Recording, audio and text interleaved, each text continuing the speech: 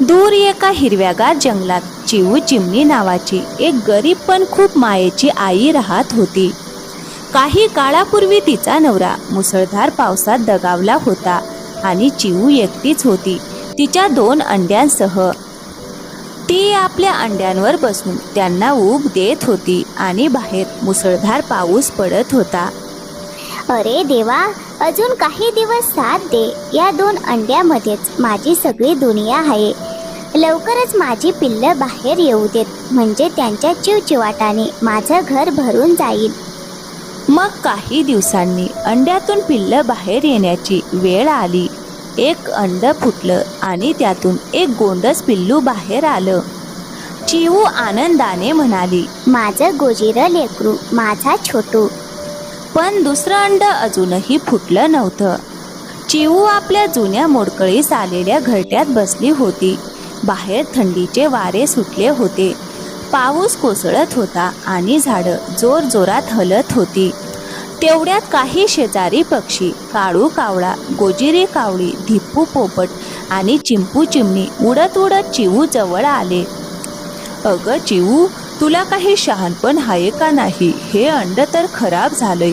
अजूनही त्याला कवेत घेऊन बसली आहेस. अशी अंडी फेकून द्यायची असतात, नाहीतर रोग पसरतील.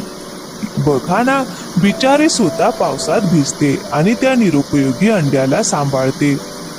चिऊने काहीच उत्तर दिलं नाही. तिने त्या अंड्याला अजून घट्ट आपल्या पंखाखाली घेतलं.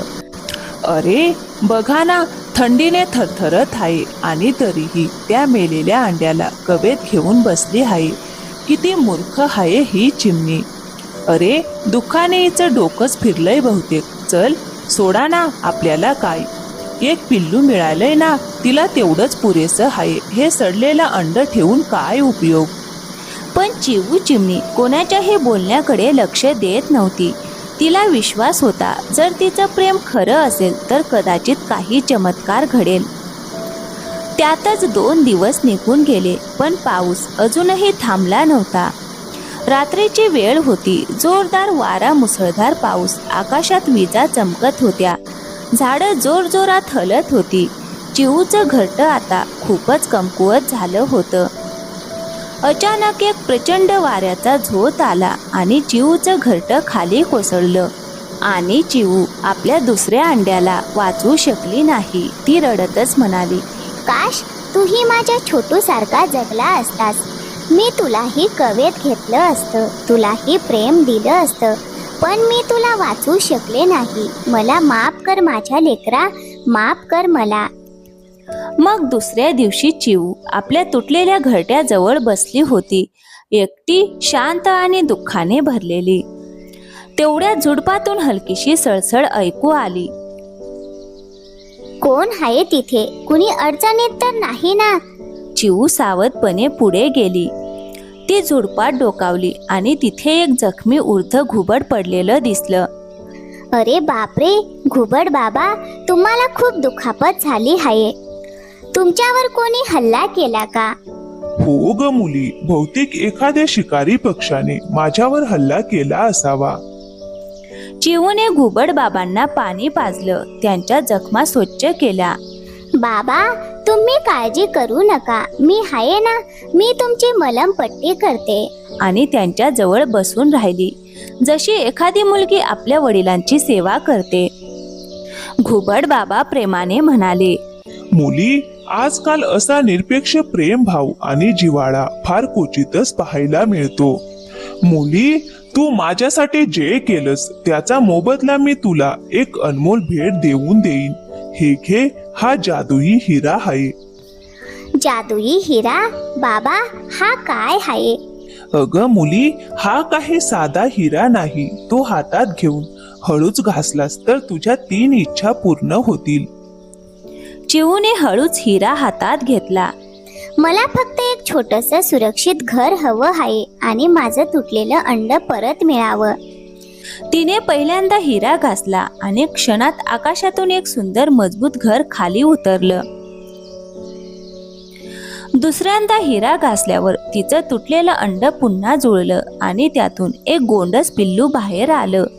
हे पाहून चिऊच्या डोळ्यात आनंद अश्रू आले. आणि आता माझी शेवटची इच्छा उरली आहे. चिवूने तिसऱ्यांदा हिरा हातात घेतला आणि म्हणाली, माझी शेवटची इच्छा अशी आहे की या जंगलात कुणीही उपाशी झोपू नये. प्रत्येकाला अन्न मिळावं. तो श्रीमंत असो वा गरीब, पक्षी असो वा प्राणी, सगळ्यांना समान प्रेम आणि अन्न मिळो. त्या रात्री चिवू चिमणी आपल्या सुंदर घरात आपल्या दोन्ही पिल्लांसोबत आनंदाने राहिली. तिने स्वतः हे अन्न खाल्लं आणि आपल्या लेकरांनाही प्रेमाने खाऊ घातलं. मग दुसऱ्या दिवशी सकाळी संपूर्ण जंगलात एक अद्भुत दृश्य होतं. जंगलाच्या प्रत्येक कोपऱ्यात हिरवीगार गवत उगवली होती. एका रात्रीत झाडं, फळं, भाज्या आणि स्वच्छ पाण्याने झरे निर्माण झाले होते. घुबड बाबा हसत म्हणाले, चिवू लेकी, तू तर संपूर्ण जंगलाचं नशीबच बदलून टाकलंस. तुझ्या प्रामाणिकपणाने आणि प्रेमाने या जंगलाला स्वर्ग बनवलं. बाबा, मी काहीच केलं नाही. ही तर एका आईची माया आहे जी सगळ्यांमध्ये वाटली गेली. मग जंगलातले सगळे पक्षी आणि प्राणी तिथे जमू लागले. सगळे आश्चर्यचकित होऊन एकमेकांकडे पाहू लागले. अरे, हे सगळं कसं झालं? कालपर्यंत तर काहीच नव्हतं. बहुतेक वरच्या देवाने आपल्या जंगलावर कृपा केली आहे. चिवूचं घर मात्र हिऱ्यासारखं चमकत होतं. पण त्याहूनही सुंदर तिचं मन होतं. प्रेमाने, दयाळूपणाने आणि निस्वार्थ भावनेने भरलेलं. जंगलातील सगळे पक्षी आणि प्राणी तिच्याकडे आदराने पाहू लागले. ज्यांनी कधी तिची थट्टा केली होती तेच आता लाजून तिच्या समोर उभे होते. काळू कावळा आणि गोजिरी कावळी हळूच पुढे आले. चिवू, आम्ही तुझ्याशी खूप वाईट वागलो, तुझी थट्टा केली, तुला कमी लेखलं, आम्हाला माफ कर. अरे मित्रा, ज्याला आपली चूक कळते तो वाईट नसतो. मी तुम्हाला माफ केलं. हे ऐकून सगळ्यांच्या चेहऱ्यावर आनंद फुलला. त्या दिवसापासून जंगलात कोणीही कोणाची टवाळी करत नव्हतं. सगळे एकमेकांना मदत करू लागले आणि प्रेमाने राहू लागले. चिवू चिमणी आपल्या दोन्ही पिल्लांसोबत नव्या घरात आनंदाने राहू लागली. तिच्या घरातून नेहमीच असण्याचे, आनंदाचे आणि प्रेमाचे स्वर ऐकू येत होते. आणि त्या दिवसापासून त्या जंगलात कधीच कुणी उपाशी झोपलं नाही. कारण एका छोट्याशा चिमणीच्या मोठ्या मनाने संपूर्ण जग बदलून टाकलं होतं. तर मित्रांनो, या गोष्टीतून आपल्याला खूप काही शिकायला मिळतं. आईचं प्रेम सर्वात शक्तिशाली असतं. आई आपल्या लेकरांसाठी कोणतीही अडचण सहन करते आणि शेवटपर्यंत त्यांची काळजी घेत राहते. तर मित्रांनो, कशी वाटली आजची कथा?